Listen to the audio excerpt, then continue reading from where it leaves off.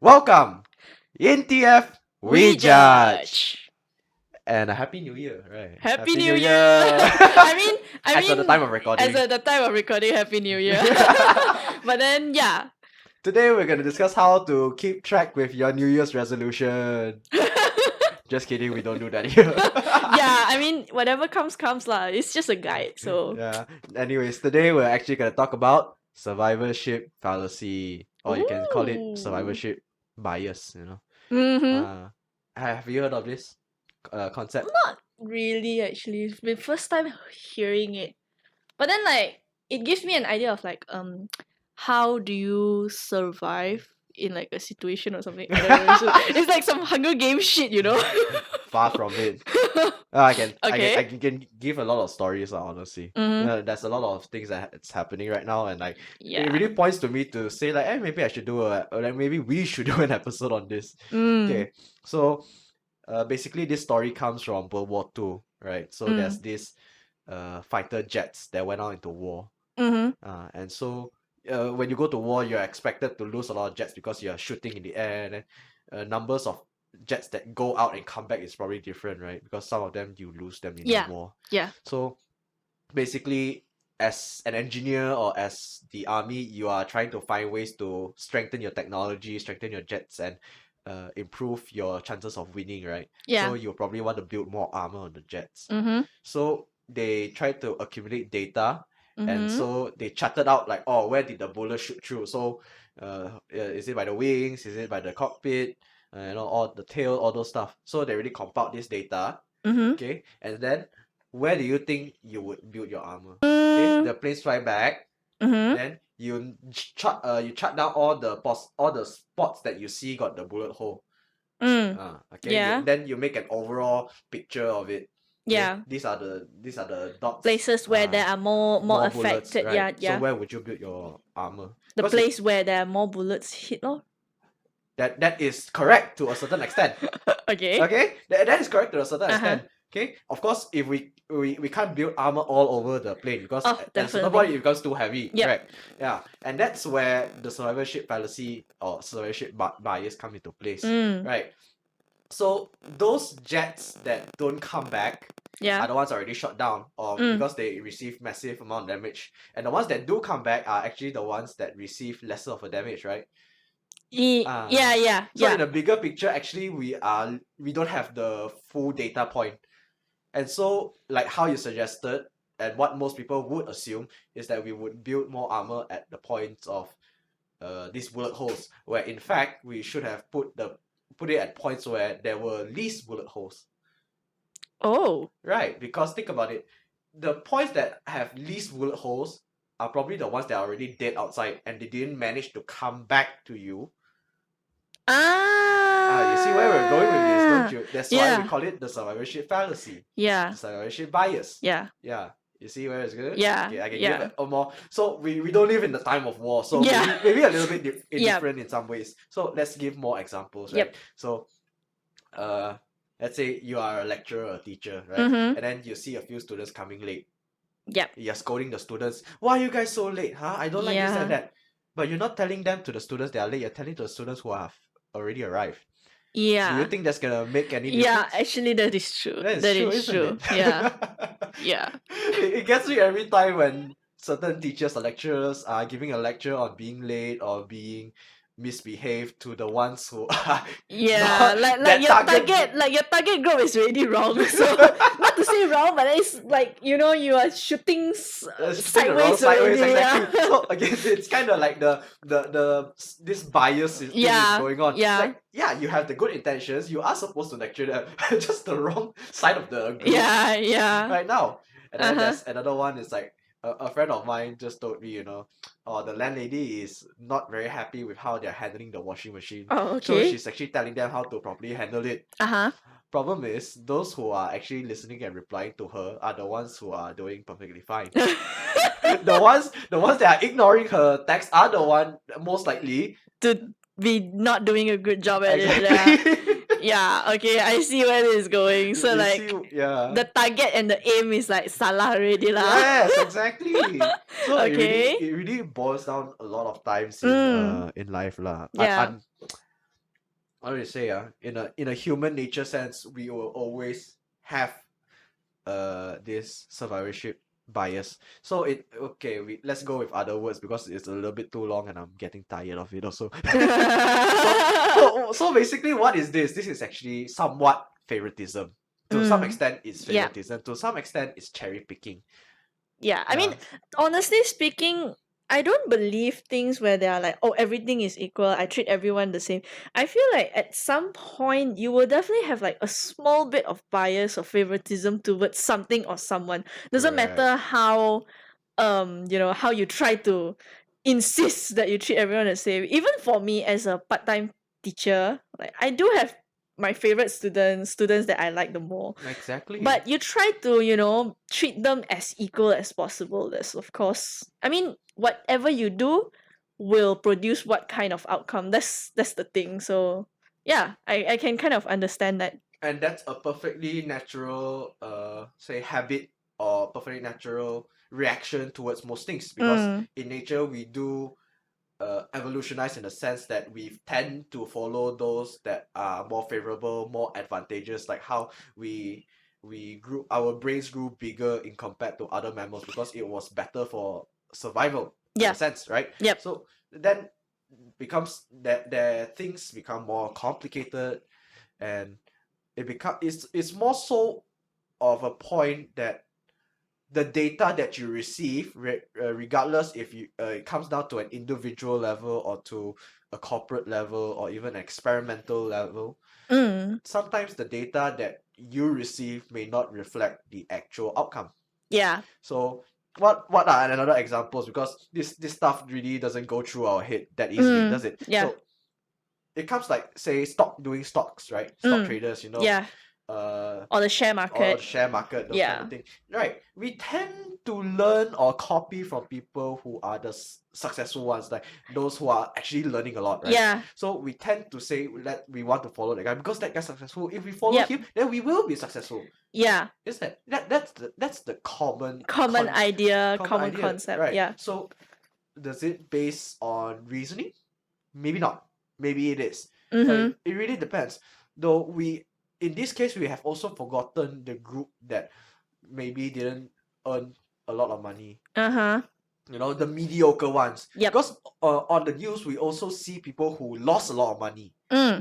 So there is a certain bias of like dead man tells no tale in a sense, right? These are the people who manage to survive and tell the tale. So you only see two spectrums, either the really successful ones or the ones who failed so badly. And we don't really know of people, or at least we don't purposely reach out to people who just did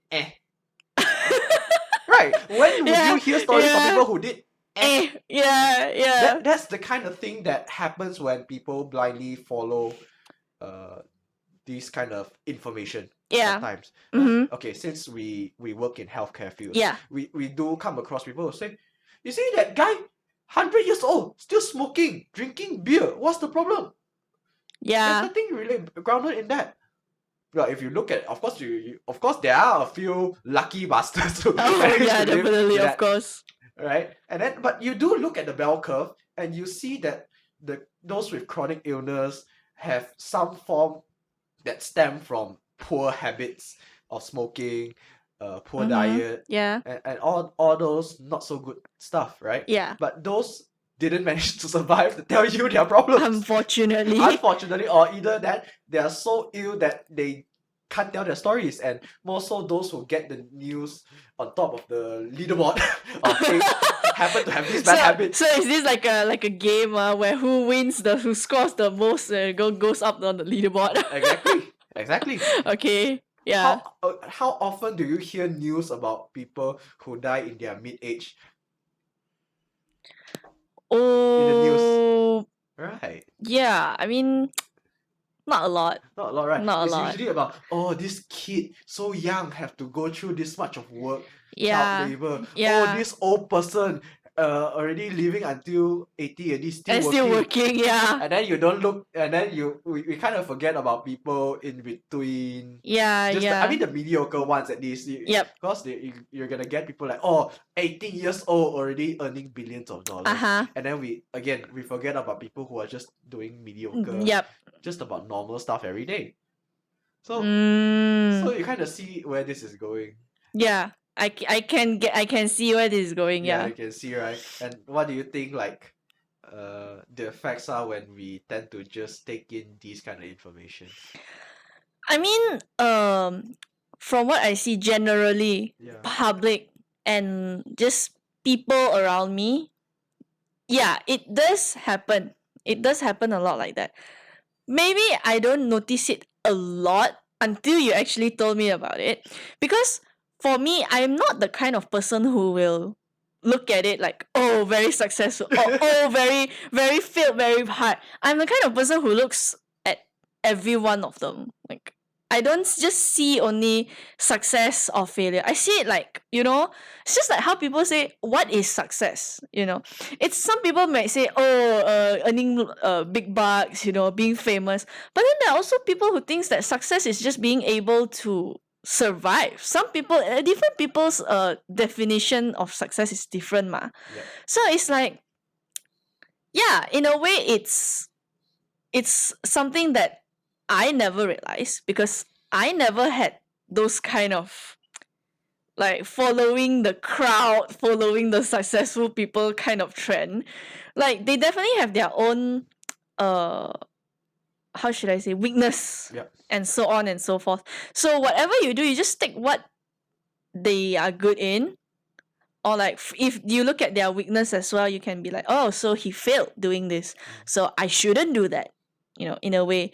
So, for me, this is kind of like a reflective thing. Oh, that's a perfect analogy. Yeah, so you look at it and you reflect. You don't need to follow them blindly. It's like, how people say, oh, so if he's dying, you are gonna die also lah. If he asks you to jump, then you jump also lah. So it's that kind of ideology and analogy. I don't follow people blindly. That's why a lot of people, they are like, for some people, they're like, how is it that you can be so logical? I'm like, you just weigh out pros and cons. Like, you just think about it and then you make your decision lah. And that's a very important point because Yeah. People do focus a lot on the details sometimes. Yes. Yes, and that's honestly quite an unfortunate part. Of course, details are incredibly important. Yes, very important. Though there's a saying like in Mandarin specifically, but I'll just translate to English. You win by getting into the bigger picture. Yeah. Yeah. Yeah. Honestly, the bigger picture would probably guide you towards a more reasonable path, I would say. Yes. Yes. So how does this help us in some sense? Yeah. Or how do we apply it in real life? Yep. Because I think that's the more applicable part. Because Mhm. as much as we can talk about the logics, the philosophy behind it, Yes. it's not really much of a use. It's Yeah. like the textbook kind of stuff. Nobody wants to know that. Yeah. Yeah. So ultimately, like we like, how I had a friend came by to study just now. Oh yeah. So like we were also talking about like how when we study we learn parts of it. But then once you look at it as a whole picture, then you'll be like, oh, this is what it is about. Like, for example, for accounting, SPM level accounting, you learn from the back. You don't learn from the front, like where you get all your receipts and everything. You learn from the back where it's just balancing at the back. So when I first started, I was so confused. Like, where did this come from? Like, what even, huh? But then like as you progress, you are learning things that goes from the start. So you're going backwards. So I couldn't imagine how it applies until we had a project paper for SPM where we have to do a project from the beginning until the end of bookkeeping. So when I did that, I saw the process of it and it became a lot easier. So just like what she said, when you look at it in a bigger picture, then only you'll realize, so that is how it works. Instead of just looking at, this one is this one is this. Sometimes it's really something that I think a lot of people don't notice. A lot of things are interconnected to each other. A lot of things don't exist independently on its own. So be it even like healthcare lah, we're talking about like, oh, how this is not related to this, that is not related to that. But then you're like, ultimately, wait a minute, why is, like, for example, pharmacopathology, and then you have like microbiology, and then you'll be like seeing stuff from microbiome in pathology, and you're like, huh? Why is this here now? Tuberculosis. Yeah, exactly. Like, and then later you'll see pharmaco in microbiology. Like, huh? Why is this here now? Like, what the hell? So I feel like a lot of people needs to think of the bigger picture. Number one, when it comes to this kind of things, think of the bigger picture, and you have to keep thinking that everything is interrelated with each other. Yeah, Yeah, but how? Ah. that is true. Okay. That so is so true. so here comes some more facts lah, honestly. Mm-hmm. When it comes to this kind of advice, Yeah. wisdom, you really can't take it just from one source. Oh, definitely. Right. Yes. So there's this crowd of people who are very pro inspiration, pro motivation. I mean, it's all fun and good, honestly. Yeah. Though coming from a specific source of successful people, you definitely learn the good stuff. Yeah. Though you don't really see the mundane aspect and struggles that the regular population have. Because what we're looking at successful people, you could be in the top 30, top 20, Yeah. top 10. Yeah. So it really comes down to how much you can filter. And then Uh-huh. if you only listen to those who fail, you may not necessarily know, you definitely learn where did they go wrong and how could do better. Uh-huh. But again, compared to the regular population, maybe they were actually less I wouldn't want to say less motivated or less smart in any way or form, but more so, how do you must think yourself in the most mean demeanor, the most average person as you can be. And so that's probably where you want to run your spectrum. You want to run it through a few sources, and then you want to get it grounded. Your advice or your ideas have to be grounded. Like there's probably a lot of people who decided on Amazon, Shopee, Lazada, those kind of platform. Yeah, they do receive all the good stuff. And then Jeff Bezos, Alibaba, whatever it is. Yeah. So you listen to them. You listen to how Jack Ma say, I didn't get to Harvard. I didn't get a job in KFC. Like, that's my point here, you see. Like, because my mom teaches in like secondary school, so there are a lot of all these people who keep saying, oh, it's fine to fail your SPM, blah blah blah, and all that. It's okay to not have good grades. It's even though you don't get to Harvard, you can still be like Bill Gates, blah blah blah, and all that. And my mom's first reaction is like, excuse me? Bill Gates has been like doing IT since forever. Like, he has the potential, he has the brains to actually screw the university and say, screw this, I'm going to go on my own way. He has the potential, he has the knowledge, he has the financial backup. Exactly. That's the part. So like, you really cannot just think, oh, he didn't go to Harvard. He also screwed he also said like screw Harvard. So like, excuse me? They forget to look at the population who actually struggle without a proper education. Unfortunately, it's not the best thing, definitely, in society. Education doesn't mean anything. Yes. But they are unfortunate to not see that aspect. Yep. That sad side of things. And like, if you think about it, like people who are working in Google or people who are working for Bill Gates, they are all high scholars. They are like Harvard graduates. They are like top of their class, blah blah blah, and all that. They are people who are knowledged, who are educated. So like, educated. You don't need to be scholars, honestly. Yeah, I mean, they're exactly. They are trustable. They are educated. So in a way, ultimately, they will still be looking at people who are educated. Yes. Who they can trust, who they see, oh, this person can solve problems. This person has the ability. This person has the potential. This person is competent. Yeah, exactly. Competent, that's the word. So like, you can't really just say, oh, education is not important, or like grades are no blah blah blah and all that. Like, you still need a small bit of everything in order to make up who you are. Oh, most definitely. Yeah. And you know where else we can apply this? No. Relationships. Oh. Ah! We'll touch on it a little bit. We'll Dun, just dun, dun. dun. Okay. Okay, we'll just touch on it a little bit, yeah. Especially during the early stages or even mid stages, you know, when Mm. you're still quite familiarizing with the person you're trying to Yeah. talk to. There are times where you're like, why is this person doing this? Or Mm. with my experience, they're probably so and so. Yeah. Yeah, that's also a survivorship bias. Yeah. Because you didn't get the information from whoever you're talking to, right? Yep. And so you are putting in either assumptions or your personal experience or at least experiences in your circle, because you might be talking to Yeah. your friends about it, Yeah. and then they give you different feedback That's based on them. something I need to learn about. So, to not make assumptions. Yeah. Not make assumptions and understand that the bigger picture might be really different. I mean, of Yeah. course, some assumptions can be logically Oh yes. deduced. Yes, And so, definitely. I mean, this is just a brief touch on Yeah. how the this is not relationship bias, sorry. Survivorship bias comes into play also. Okay, yeah. It's a good topic. I think it's a good place to wrap it up for now. Yeah, for now. I Yeah. believe like sometime we'll be like looking back at it and be like, hey, we can elaborate something more, like part Oh, two.